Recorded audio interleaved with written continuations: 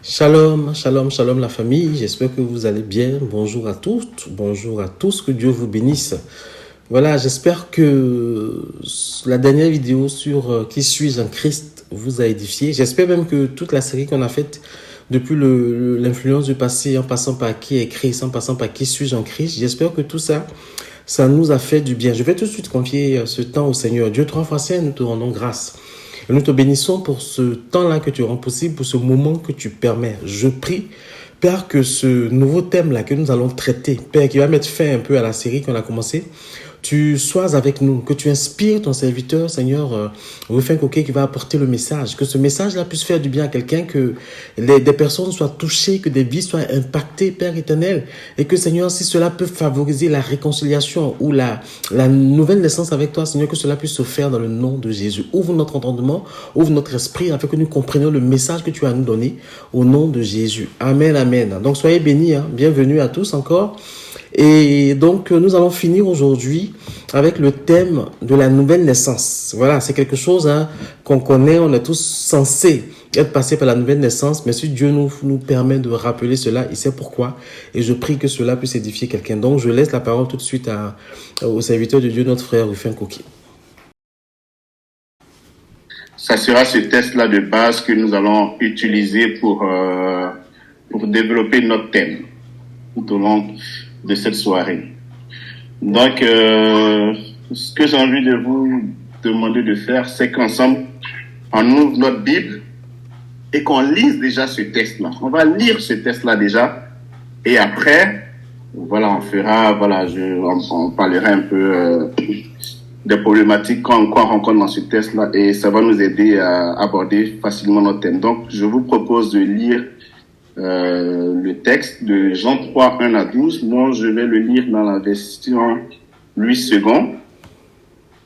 Dans la version Louis II. Voilà. Jean 3, 1 à 12. Il est écrit: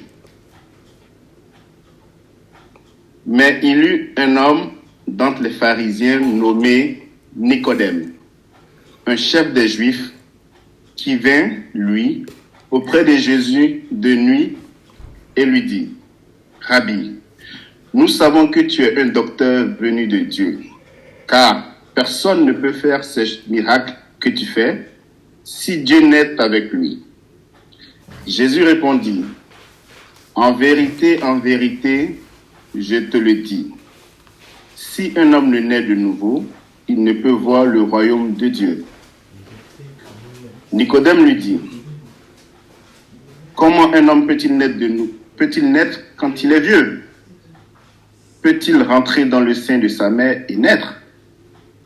Jésus répondit: en vérité, je te le dis, si un homme ne naît d'eau et d'esprit, il ne peut entrer dans le royaume de Dieu.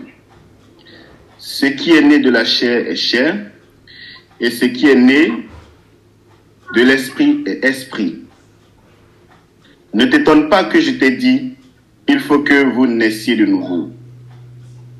Le vent souffle où il veut, et tu en entends le bruit, mais tu ne sais d'où il vient, ni où il va. Il en est ainsi de tout homme qui est né de l'esprit.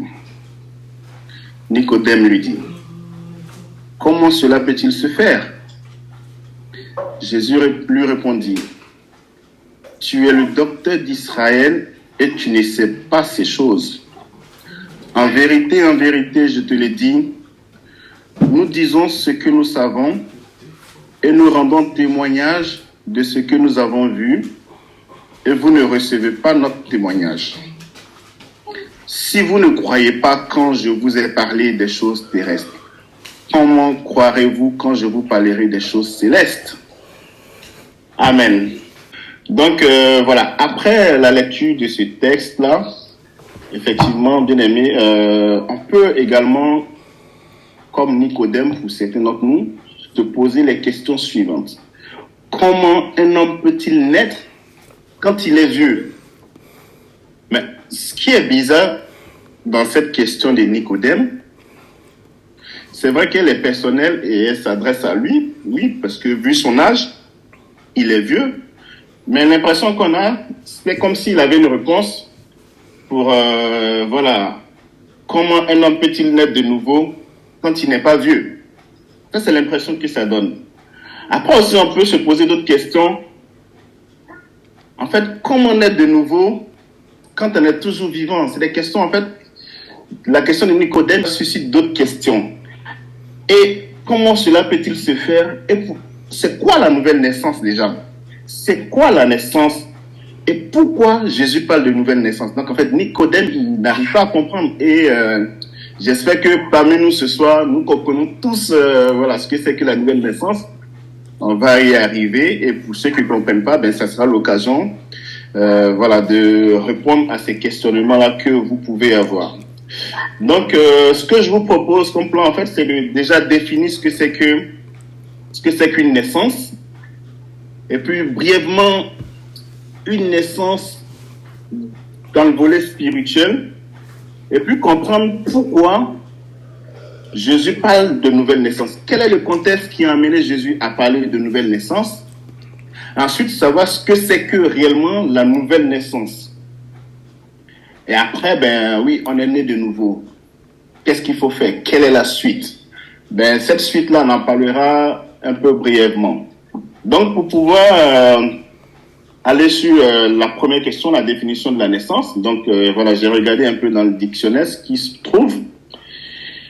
Et voilà, ils sont pas allés, voilà, par 4000 chemins. C'est ce qu'on a appris depuis longtemps, depuis qu'on est petit. La naissance, donc, selon le petit dictionnaire Robert, c'est le commencement de la vie hors de l'organisme naturel. Voilà, donc ça c'est vraiment une définition charnelle de la naissance. Donc bien entendu, nous sommes tous nés voilà, d'un père et d'une mère. Et puis, je pense qu'ici, chacun connaît la date de son anniversaire, le jour de sa naissance. J'ai vu passer un message pour souhaiter bon anniversaire au passage à une sœur dans le groupe. Donc, ça veut dire que, voilà, on est bien informé sur ces événements-là. Et c'est des choses qui sont inoubliables. Une naissance, quand vous demandez à une mère de vous raconter une naissance, ben, voilà, c'est vraiment, ça reste inoubliable. Même nous-mêmes à qui on a raconté notre naissance, nous qui n'avons pas vu, quand on raconte notre naissance, ben, voilà, on sait que c'est des choses qui nous ont marqué. La date, voilà, on la retient, on ne l'oublie pas. Donc voilà, c'est un peu ça la naissance. Mais lorsqu'on parle de la partie spirituelle, donc j'ai essayé de trouver une définition un peu qui s'adapte. Pour moi, la partie spirituelle, la naissance, sur la partie spirituelle, on peut définir la naissance comme un peu le commencement de la vie, mais dans la vie de Dieu ou dans le royaume. Mais ça, c'est vraiment une petite parenthèse. Voilà, il me permet de définir brièvement la naissance sur le volet spirituel. Donc voilà un peu la partie définition de la naissance. Et pour la seconde question, pourquoi Jésus parle de naissance? Pour comprendre le contexte qui a amené Jésus à parler de la nouvelle naissance, nous allons retourner dans Genèse. Et dans le livre de Genèse, nous allons lire 4 textes. Donc, le premier texte, il se trouve dans Genèse chapitre 1, verset 11. Donc, nous allons lire ces bouts de versets-là pour pouvoir comprendre un peu le contexte. Genèse chapitre 1, verset 11. Et puis Dieu dit que la terre se couvre de verdure, de l'herbe portant sa semence et de chaque espèce d'arbre produisant du fruit, portant chacun sa semence partout sur la terre. Et ce fut ainsi. Amen. Amen. Donc, la Bible dit, puis Dieu dit que la terre produise de la verdure, de l'herbe portant de la semence, des arbres fruitiers donnant du fruit selon leur espèce. Et la partie qui est importante, qui attire mon attention, c'est « et ayant en eux leur semence sur la terre ». Et cela fut ainsi. « Et ayant en eux leur semence sur la terre ». C'est-à-dire Dieu, avant même la création de l'homme, il pose les fondements de la naissance. C'est les bases de la naissance. C'est-à-dire, il crée des arbres, il crée tout ce qu'il y a autour, il crée la verdure. Et à l'intérieur de ces espèces-là qu'il a créées, il met la semence qui va permettre de perpétuer ces espèces-là. Et c'est pareil pour nous. C'est pareil pour les animaux. C'est-à-dire, en l'homme, dans les oiseaux, Dieu avait prévu déjà la semence. Et vous allez comprendre un peu plus tard pourquoi on a lu ce verset-là. Je vais faire un petit parallèle et ça va nous aider à comprendre une chose voilà, sur laquelle Dieu vraiment m'a fixé un peu, en fait. Donc voilà, donc Dieu, il ne fait rien au hasard. Et tout ce qu'il fait est parfait. Donc, je vais vous inviter à prendre le second texte que nous allons lire. C'est toujours dans Genèse chapitre 1. C'est le texte qui parle de la création. Dans Genèse chapitre 1, le verset 26. Donc, on va prendre que la partie, voilà, 26a, juste, voilà, la première partie. Et je vais la lire. Puis Dieu dit, faisons l'homme à notre image, selon notre ressemblance. Faisons l'homme à notre image, selon notre ressemblance. On va s'arrêter là.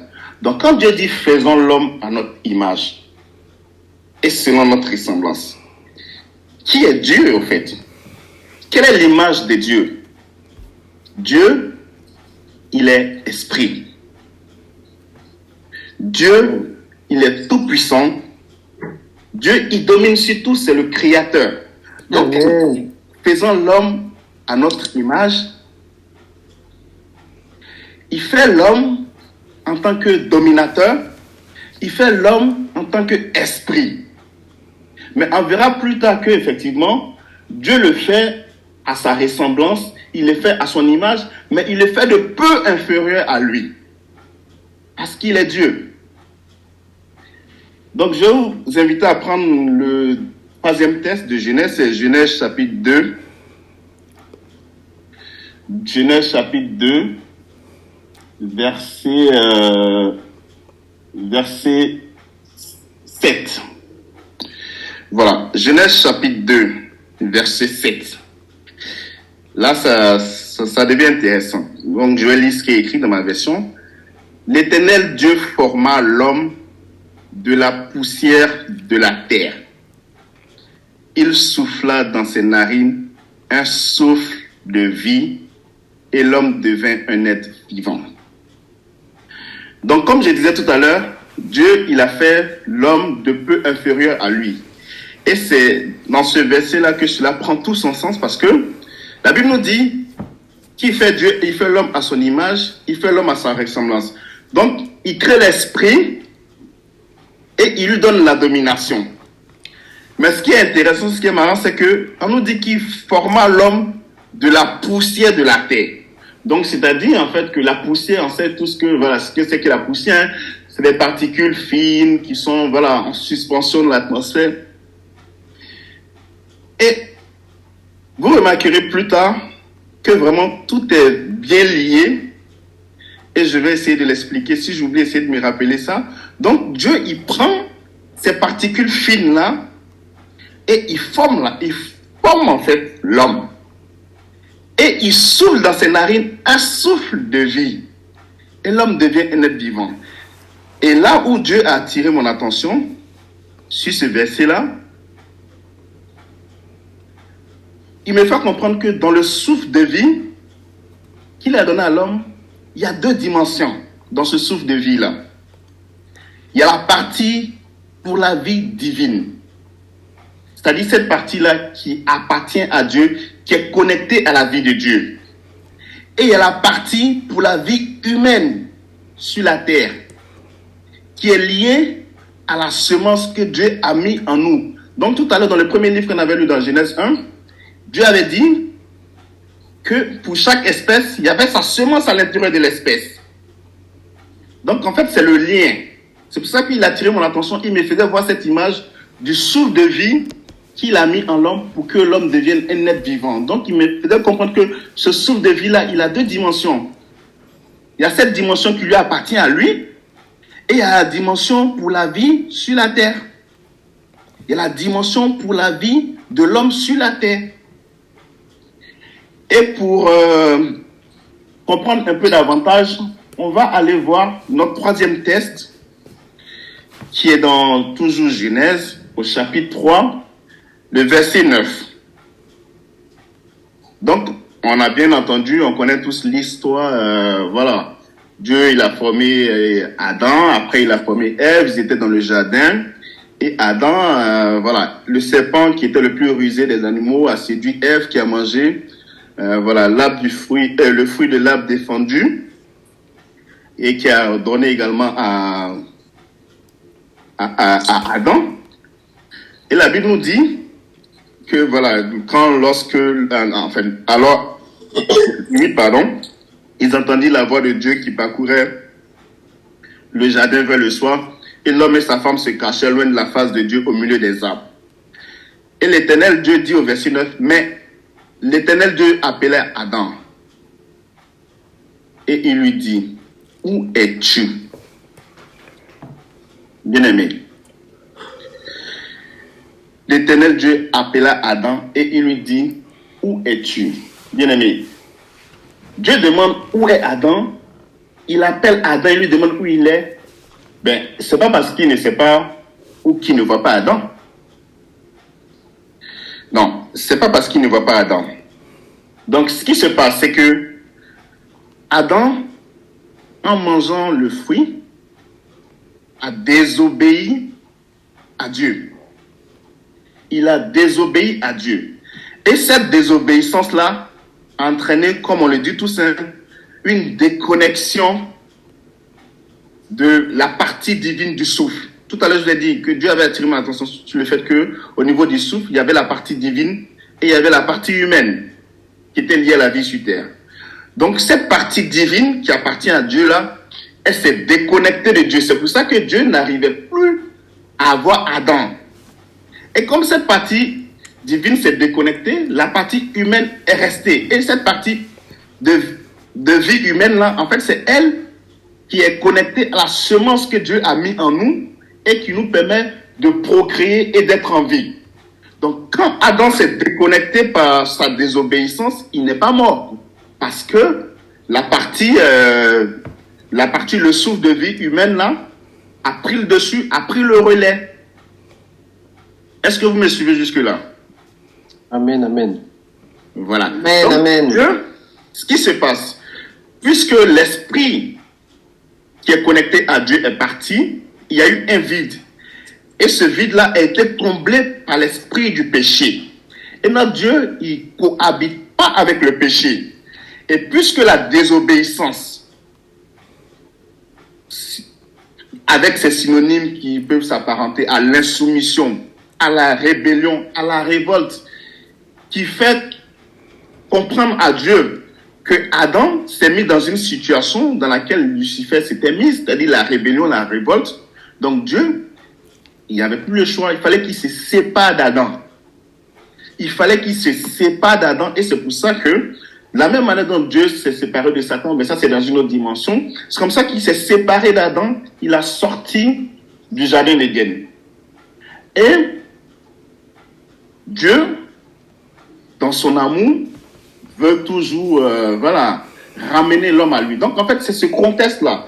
Comme il y a eu la séparation entre Dieu, entre l'esprit de Dieu et l'esprit de l'homme, il y a eu ce voile-là qui a été mis par la désobéissance, qui a été mis par le péché. Donc Dieu, dans son amour, a voulu, plus tard, puisqu'il est parfait, il fait toutes choses bonnes, a voulu reconnecter l'homme avec lui.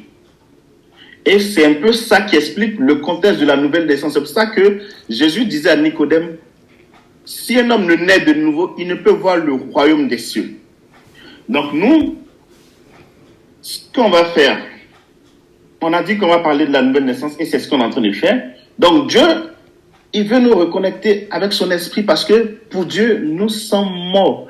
À ses yeux, nous sommes morts. Et on le voit dans Éphésiens 2, verset 5. Nous sommes morts aux yeux de Dieu. Nous sommes morts parce que son esprit, la partie divine de son esprit s'est déconnectée. Mais étant mort spirituellement, divinement, physiquement, humainement, on est vivant. Et Amen. dans ces nombreuses promesses, fait un clin d'œil à Ézéchiel qui annonce la nouvelle naissance. Et on va le voir, si vous le permettez, dans le livre d'Ézéchiel, chapitre 36, de versets 25 à 27. Donc, je vais prendre Ézéchiel 36. Ézéchiel 36, versets 25 à 27. Donc voilà, donc Dieu, il veut rétablir cette connexion avec son peuple. Et dans Ézéchiel 36, 25 à 27, il est écrit, « Je répandrai sur vous une eau pure et vous serez purifiés.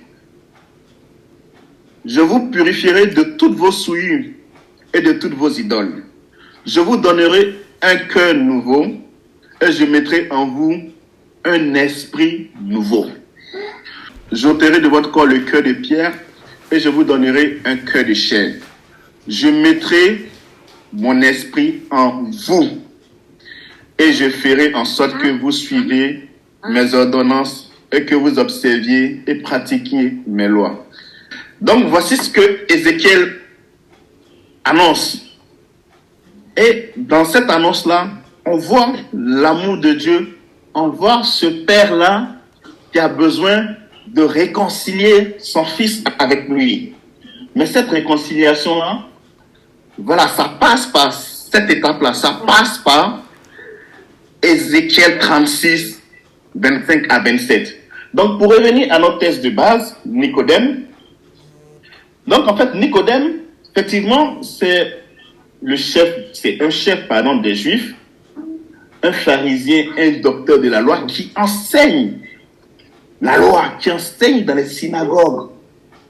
Mais déjà, la première chose, c'est qu'il n'est même pas capable de reconnaître Jésus. Il n'est même pas capable de reconnaître Jésus alors qu'il lit la loi. Il connaît la loi. Donc, Nicodème, il n'arrive même pas à reconnaître Jésus. Et ça, c'est déjà un problème. Mais on verra un peu plus loin ce qui se passe. C'est que, en plus du fait qu'il n'arrive pas à reconnaître Jésus, il ne sait pas ce que c'est que la nouvelle naissance. Et ça peut paraître choquant. Et j'ai envie de dire que c'est choquant parce que, voilà, c'est quelqu'un qui normalement, un pharisien, religieux, zélé, qui connaît la Torah, qui connaît l'Ancien Testament, voilà, qui maîtrise, normalement, il est censé maîtriser l'Ancien Testament. Mais pourquoi il n'a pas cette révélation-là? Pourquoi il ne comprend pas ce que Jésus lui dit en lui parlant de la nouvelle naissance? Donc, bien aimé, effectivement, aujourd'hui, dans nos églises, dans nos assemblées, malheureusement, on a des personnes comme ça, des personnes qui sont un peu entrées dans l'église, soit parce que, on les a forcés, papa les a menacés, si tu ne viens pas à l'église, tu n'auras pas ci, tu n'auras pas ça, qui vont à l'église. Et malheureusement, c'est des personnes, dans leur ancienneté, deviennent des religieux. Qui connaissent la loi. C'est des personnes qui font tout, mais qui le font,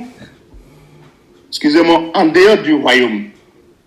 C'est des personnes qui peuvent même être baptisées dans l'église. C'est des personnes qui ont des responsabilités dans l'église, mais qui ne savent pas ce que c'est que la nouvelle naissance. C'est des personnes des personnes de qualité, hein. C'est des personnes qui enseignent, qui sont partout. Et c'est des personnes, influentes, qui s'imposent dans l'église. Et c'est pour ça que de nos jours, lorsqu'on regarde dans les églises, effectivement, on a beaucoup de scandales. Et c'est normal. Parce que les gens qui sont rentrés dans l'église, j'ai envie de dire, soit par hasard ou parce que ils avaient rien d'autre à faire, ils s'ennuyaient, effectivement, qu'ils arrivent dans les églises, ils prennent le train en marche. Ils savent pas où ça a commencé, mais bon, le train il est passé, on a pris, on suit un mouvement et on est dans l'église et on prêche. Et ce qui est dommage, c'est que la Bible nous dit, la Bible nous dit que Dieu, ce Dieu tout-puissant là, est même capable d'utiliser des pierres pour l'adorer. Dieu peut utiliser des personnes là pour faire des grandes choses, mais ces personnes là, elles sont pas nées de nouveau parce qu'elles connaissent pas, elles savent pas ce que c'est que la nouvelle naissance. Et c'est bien dommage C'est bien dommage. Et nous allons comprendre pourquoi ces personnes-là, voilà, elles ont un peu de mal. Et on dira que c'est pas de leur faute. Et Paul nous répond pourquoi Nicodème n'a pas été capable déjà d'identifier Jésus au verset 2 en disant, ben oui, Rabbi, on sait que tu es un docteur venu de Dieu parce que tout ce que tu fais, la personne ne peut faire si Dieu n'est avec lui, alors qu'il a en face de lui le Messie. Donc on va voir dans le livre de 2 Corinthiens 3, versets 14 à 17, que je vais lire. 2 Corinthiens 3, versets 14 à 17. Donc ici, on a Paul qui nous dit, mais ils sont devenus durs d'entendement, car jusqu'à ce jour, le même voile demeure quand ils font la lecture de l'Ancien Testament. Et ils ne se lèvent pas parce que c'est en Christ qu'il disparaît. Jusqu'à ce jour, quand on lit Moïse, un voile est jeté sur le cœur. Donc, vous voyez, Nicodème, à l'instar de tous les grands pharisiens qu'on a connus, même Paul était pareil. Il lisait Moïse. Et la Bible dit que quand on lit Moïse, quand on lit l'Ancien Testament, on est voilé. Donc on le lit, on ne comprend rien, on n'a pas la révélation, on est voilé. Et c'est arrivé à ce stade-là, on n'est pas surpris que Nicodème ne sache pas de quoi on parle quand on parle de nouvelle naissance. On n'est pas surpris parce que Paul le dit. Et même Paul, avant qu'il devienne, avant qu'il devienne Paul, quand il était soldat, il était effectivement très instruit. Il connaissait l'Ancien Testament. Mais il était voilé. Et il était pharisien fier de l'être. Et il était zélé. Il persécutait l'Église. Il persécutait les disciples avec la joie, avec la détermination, avec l'amour. Et il était, comment on le dit, voilà, c'est quelqu'un qui était très motivé, il était zélé, il était proactif. Il avait des initiatives de persécution parce que il lisait Moïse, parce que il lisait l'Ancien Testament, mais il lisait sans le comprendre à cause du voile. Et bien aimé, quand ce Paul-là, dans sa fougue sur le chemin de Damas, a rencontré Jésus-Christ de Nazareth, qu'est-ce qui s'est passé? Et Acte 9 nous le dit, que quand Paul a rencontré Jésus-Christ de Nazareth, il est tombé, ses yeux se sont ouverts et il était rempli du Saint-Esprit et les écailles de ses yeux sont tombés. C'est ce que nous dit Acte 9.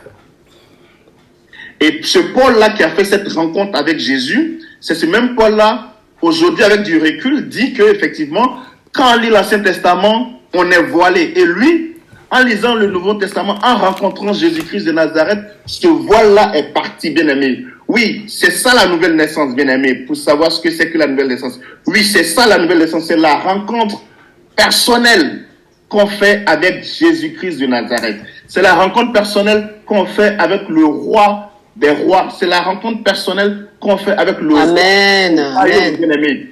Et Paul a eu cette rencontre personnelle-là. Oui, c'est vrai que sa rencontre personnelle, elle était un peu, on dira, un peu brutale. Oui, mais bien aimé, Dieu se révèle à qui il veut, comme il veut, quand il veut, bien aimé. Est-ce que toi, tu as rencontré le Seigneur? Est-ce que tu es né de nouveau? Est-ce que Jésus-Christ de Nazareth a soufflé ce souffle-là en toi? Ce souffle que le Père a soufflé à Adam. Ce souffle qu'il a promis dans Ézéchiel 36. Est-ce que ce souffle-là, il a soufflé en toi? Amen, amen, amen, amen. Est-ce que ce souffle-là a été soufflé en toi? Est-ce que le Père a soufflé ce souffle-là en toi? On va finir sur cette question-là que l'homme de Dieu, Rufin Coquet, a posée. Et on va revenir vraiment la prochaine fois pour finir ce thème-là sur la nouvelle naissance. Voilà, je bénis vraiment Dieu pour ses explications, pour ses détails. Peut-être que tu n'as jamais perçu la nouvelle naissance comme ça. Peut-être que tu n'as jamais eu l'occasion d'entendre la nouvelle naissance comme ça. Et parfois, quand on veut écouter un message apporté par Dieu, il vaut mieux oublier ce qu'on sait et puis laisser Dieu nous parler. Je bénis vraiment Dieu. Je prie vraiment que ce message-là puisse t'impacter, puisse te toucher, puisse te permettre de te repositionner, te remettre en cause devant Dieu et que vraiment, quand tu reviens la semaine prochaine pour écouter, ça puisse vraiment t'aider à prendre une décision. Voilà, je bénis vraiment le nom de Dieu et je prie vraiment que si ce message-là vous a plu, vous puissiez liker, vous puissiez le partager. Si vous avez des questions, n'hésitez pas, hein, on est disponible pour répondre aux questions. Rappelons-nous toujours que Dieu qui a créé les choses de la terre, Dieu qui nous a fait à son image, selon sa ressemblance, c'est notre papa. Soyez bénis et puis on se retrouve la semaine prochaine pour la suite et la fin de ce thème sur la nouvelle naissance. Soyez bénis.